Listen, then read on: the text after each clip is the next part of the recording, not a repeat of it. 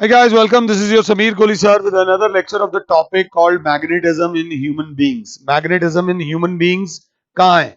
Magnetic effect of electric current. सबसे पहले ये देखो, मैंने एक ये कॉपर की वायर ली है. मैंने इसको कॉपर वायर, तो एक बंदा जो होगा वो उसे वायर बोलेगा. वो बोलेगा सर ये तो वायर है. नहीं, जो साइंस पढ़ रहा होगा वो इसको बोलेगा सर कंडक्टिंग वायर. और क्योंकि आपने एरो बना दिया है तो इस समय ये करंट कैरिंग वायर है. और अगर आपने सही थोड़ा बहुत भी पढ़ाया है तो जब तक एक वायर में से करंट जाता है it behaves like a magnet. और मैग्नेट में भी कौन सी? इलेक्ट्रोमैग्नेट. अगर मैं ये समझा पा रहा हूं तो दोबारा पंगे लूंगा.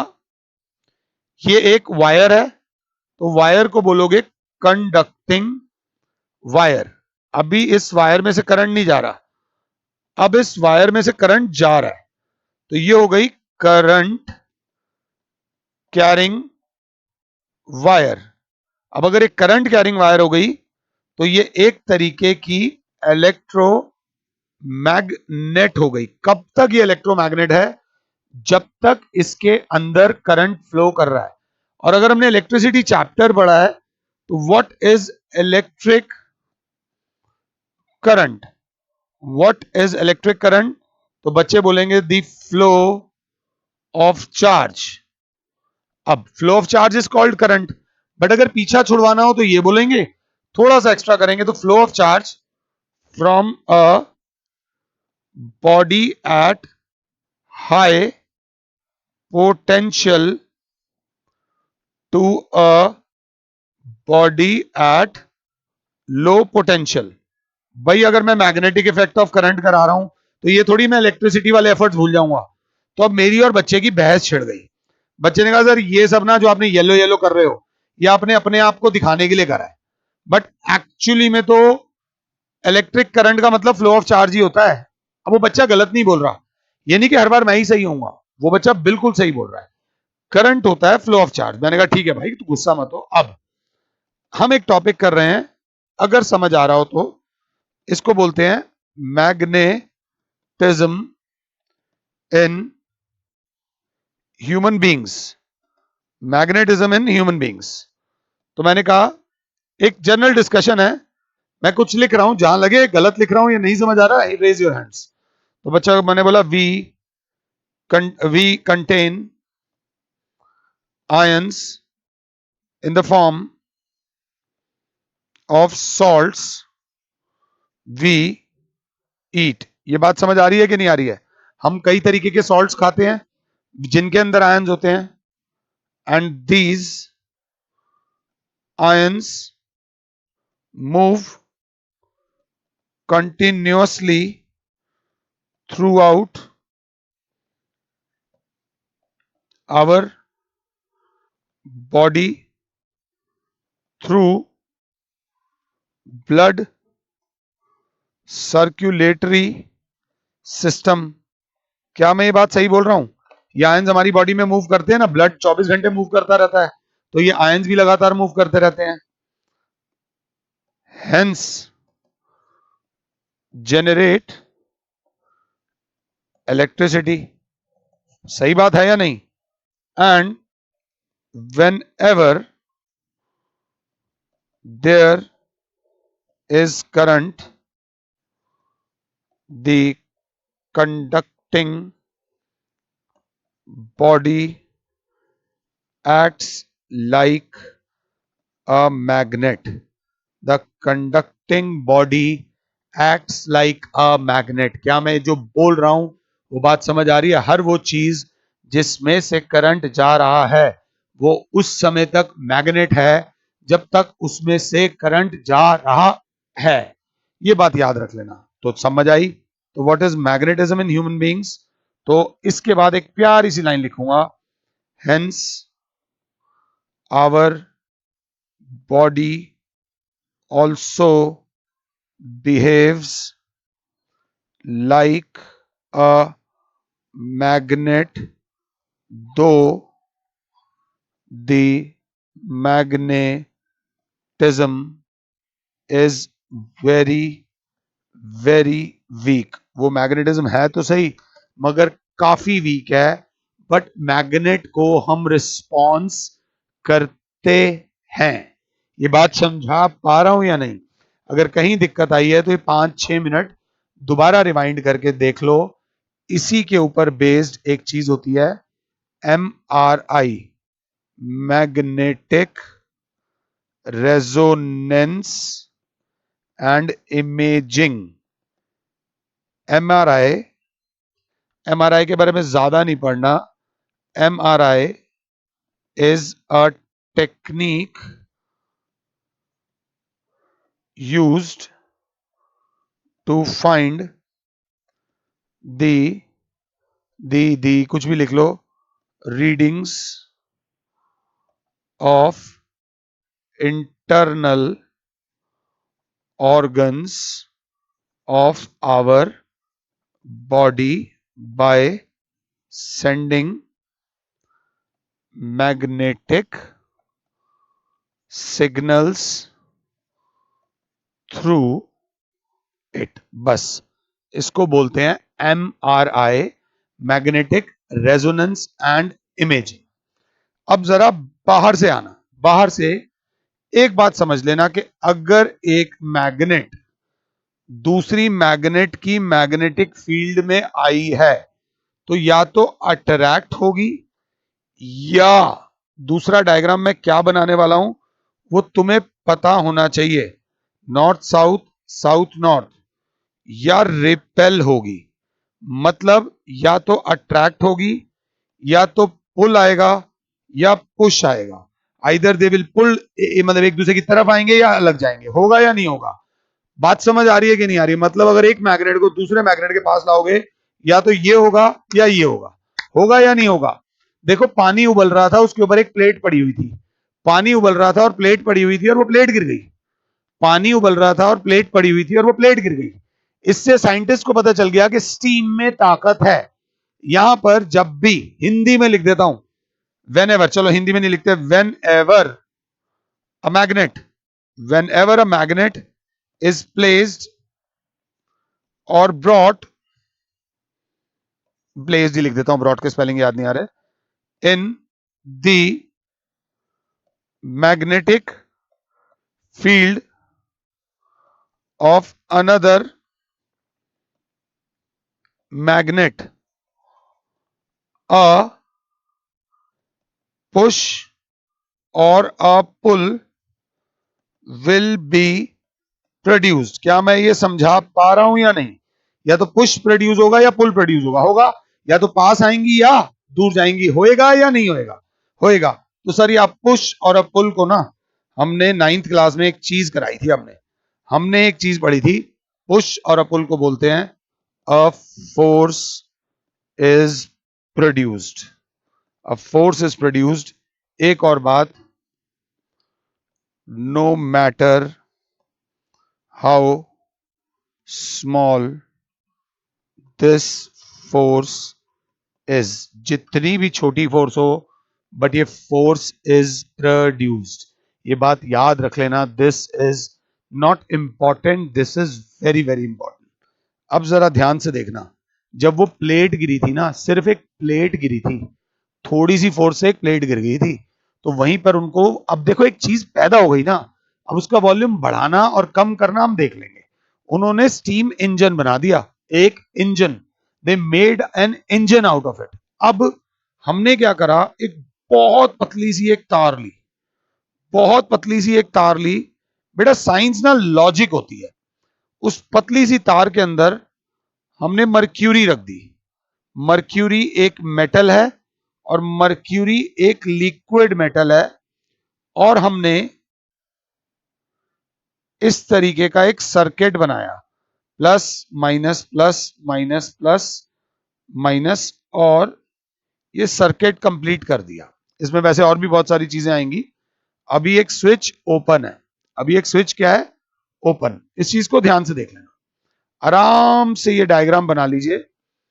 This is mercury, this is a, बहुत हल्की नोट जैसी वायर, सस्पेंडेड वायर। अभी ये सर्किट ओपन है, अभी जो ये सर्किट है वो ओपन है और उसमें से करंट नहीं जा रहा, कुछ नहीं हो रहा। आराम से ये बना लो, मुझे कुछ भी नहीं है, प्लीज इसको देख लो। बहुत हल्की नोट वाली तार हमने बना ली। अब इस नोट वाली तार को मैंने फूक मारी तो ये नोट वाली तार बाहर आ गई। तो क्या मैंने जादू किया? क्या मैंने जादू किया? बच्चे ने कहा सर क्यों टाइम पास कर रहे हो, आपने फूक मारी, उस फूक में फोर्स थी, ये तार पतली सी थी, बाहर आ गई। मैं कहा सॉरी यार, गलती हो गई, क्षमा कर दीजिए, मुझे कृपया करके क्षमा कर दीजिए। अब जरा 2 मिनट के लिए इस डायग्राम को थोड़ा सा एडजस्टमेंट की जरूरत है। हमने क्या करा, हमने थोड़ा सा नाम चेंज कर दूं, ये मर्क्यूरी है और यहां पर ये एक सस्पेंडेड वायर है। इस सर्किट को क्लोज कर दिया। अब इस सर्किट में से करंट जा रहा है और आसपास हमने एक मैग्नेट रख दी। अब जब इसमें से करंट जा रहा है, ये देख लो, from positive terminal to negative terminal, ऐसे करके जब ये करंट जा रहा है, अब ये वायर झपाक से बाहर आ गई। अब ये वायर बाहर आ गई। क्या तुम इसकी वजह बता सकते हो? अगर तुम इसकी वजह बता सकते हो तो मेरे 10-11 मिनट का लेक्चर सफल हो गया।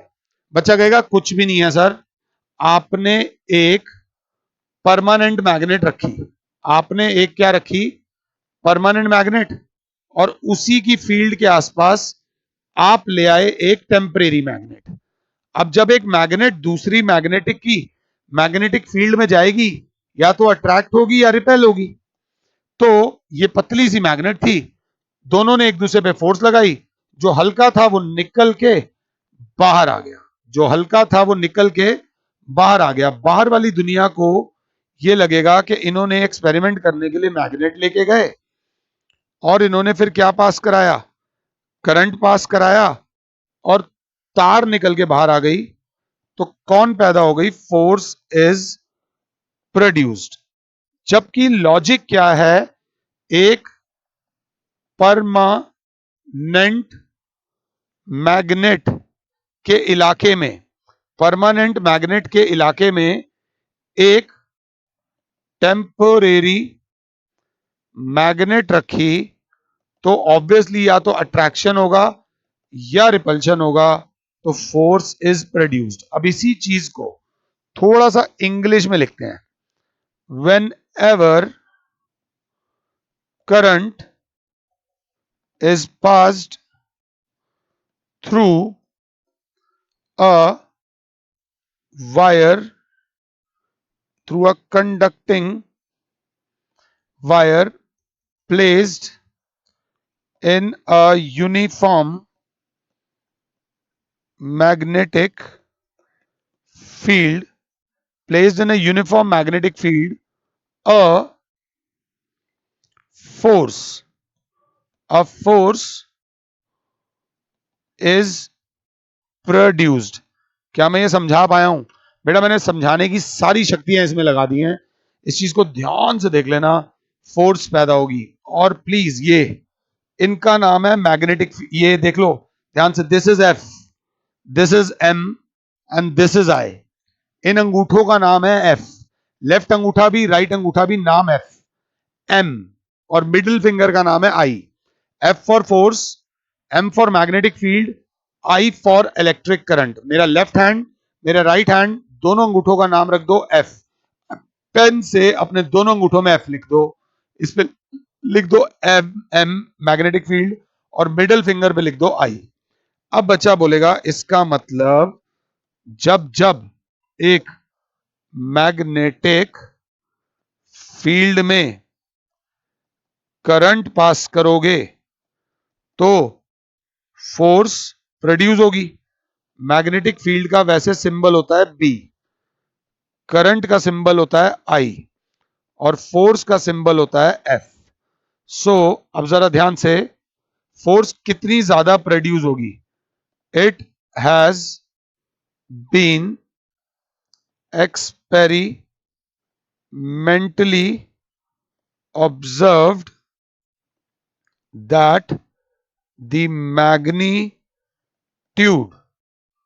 of force produced. अब अगर पीछा छुड़वाना हो ना तो मैं ये लिख दूंगा, magnitude of force produced in a uniform magnetic field, मैंने इसके बारे में बोला, by a current carrying conductor, मैंने इसके बारे में भी बोला।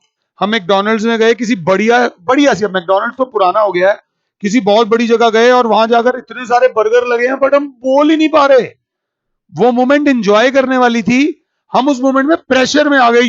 यार नहीं, प्रेशर में ही नहीं आना, वहीं पर हमें यह देखना है कि कौन सा बर्गर चाहिए, और अगर नहीं आता ना, नहीं पता कौन सा बर्गर चाहिए, वो भाई के पास चले जाओ, भाई मेरे पास इतने पैसे हैं, मेरे को ये पसंद है, कम मिर्ची का, चीज ज्यादा, इस तरीके का बेस्ट बर्गर बता दे।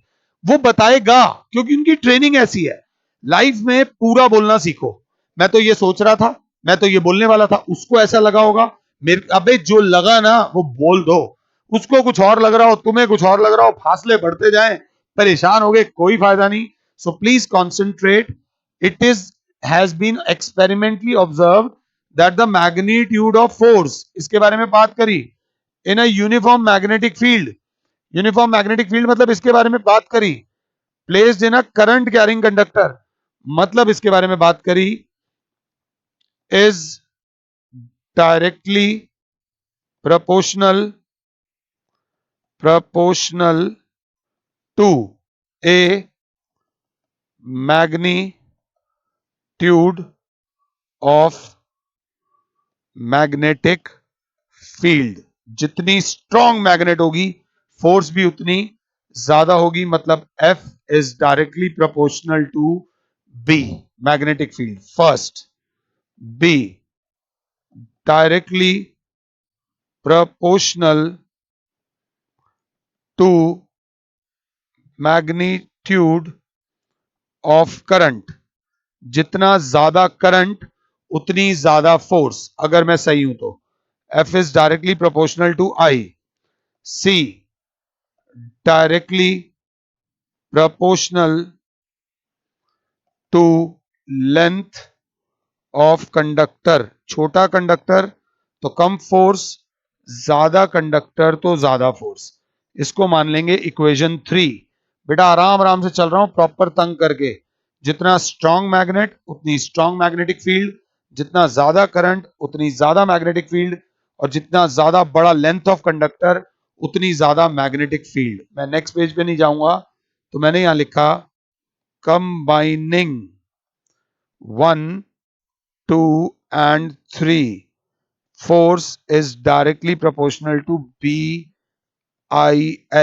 bill, B for magnetic field, I for magnitude of current, L for length of conductor, force is equals to BIL।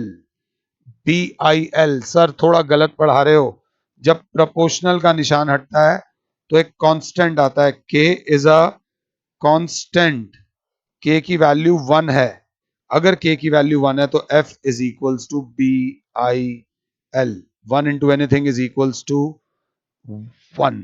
मतलब अब बच्चा बोलेगा F is equals to BIL। अगर अच्छे बच्चे हो तो यहां पर बोर्ड पर तुम नहीं लिख सकते, this is the magnitude of force produced in a uniform magnetic field by a current carrying conductor, अगर साथ हो तो। ये बस इसकी हल्की सी डेरिवेशन है। अब बच्चा बोलेगा सर कहीं ना कहीं आपको एक बात बता दूं, इसको मैं जानता हूं, 9th में पढ़ा हुआ है, इसको मैं जानता हूं, मैंने इलेक्ट्रिक करंट में पढ़ा हुआ है, ये लेंथ ऑफ कंडक्टर है, इसको भी मैं जानता हूं। जो मेरी लाइफ में नया आया है वो ये आया है, इसके बारे में थोड़ा कम पता है सर, थोड़ा सा एक्स्ट्रा बता दो। तो मैंने बोला इसको यहीं रख दो, B बराबर हो जाएगा F upon I into L। B जो सिंबल है, ये B जो सिंबल है, ये सिंबल है मैग्नेटिक फील्ड का, और फोर्स की यूनिट अगर आपको याद हो न्यूटन होती है, करंट की यूनिट एम्पियर होती है और लेंथ की यूनिट मीटर होती है। तो न्यूटन एम्पियर अपॉन मीटर को बोलते हैं टेस्ला। ये याद रख लेना, TESLA। आपने कम सुना होगा SI unit of magnetic field is, ध्यान से देख लेना, Tesla. It is a scalar quantity, कोई ज्यादा वो नहीं है। इतने में एक बच्चा बोलता है define one Tesla. One Tesla कब होगा? जब फोर्स कितनी हो? 1 न्यूटन। जब करंट कितना हो? 1 एम्पियर। और वायर की लेंथ कितनी हो? 1 मीटर। तो 1 Tesla is the magnitude of magnetic field experienced is the magnitude of magnetic field when a wire of length 1 metre. जैसे ही मैंने लिखा when a wire of length 1 metre, मैंने इससे पीछा छुड़वा दिया। experiences a force of 1 Newton. ये बोलते ही मैंने किससे पीछा छुड़वा लिया? इससे। And while carrying a current of 1 ampere, while carrying a current of 1 ampere. इस लेक्चर को कृपया करके जहां दिक्कत हो रिवाइंड करके दोबारा देख लेना। ये बहुत बहुत इंपॉर्टेंट है, बहुत इंपॉर्टेंट है। थोड़ा सा ध्यान से देख लेना। थोड़ा सा मैं एक्स्ट्रा पढ़ा रहा हूं। F is equals to BIL। बच्चा बोलेगा F is equals to BL। Sir आपने I तो लिखा नहीं, I की जगह लिख दिया Q अपॉन T, क्योंकि करंट का फॉर्मूला होता है Q अपॉन T, अगर हमें याद हो तो बच्चा बोलेगा F is equals to B into Q into L upon T। अब एक तरीके से L होता है लेंथ ऑफ द वायर और टाइम होता है T होता है टाइम। तो बच्चे ने बोला सर हम लिख सकते हैं F is equals to B into Q into V, because L upon T, length of wire upon time, बराबर हो जाएगा V। V क्या है? V is the velocity of charge. जिस स्पीड से चार्ज मूव कर रहा है उस कंडक्टर में, ये मैंने थोड़ा सा एक्स्ट्रा करा दिया, F is equals to B into Q into V। और इस लेक्चर में एक इनकम्प्लीट चीज करा के अभी छोड़ रहा हूं। कहां छोड़ रहा हूं? कि इसमें हमारे पास मैग्नेटिक फील्ड थी, करंट हमने पास किया और फोर्स प्रोड्यूस हुई। क्या प्रोड्यूस हुई? फोर्स प्रोड्यूस हुई। प्लीज मेरी बात समझना। अब फोर्स प्रोड्यूस किस डायरेक्शन में हुई, ये मैं नेक्स्ट लेक्चर में कराऊंगा, अभी नहीं। ये इनकम्प्लीट है, बट जाने से पहले this is F, this is M या B, मैग्नेटिक फील्ड के लिए B, and the middle finger, एकदम मिडिल फिंगर दिखाऊंगा तो गलत लगेगा। The middle finger is I, FMI। ये याद रख लेना। This is F, this is M, this is I। Stay cool guys. फिलहाल के लिए और Sameer sir is saying you goodbye. God bless all. जय माता दी।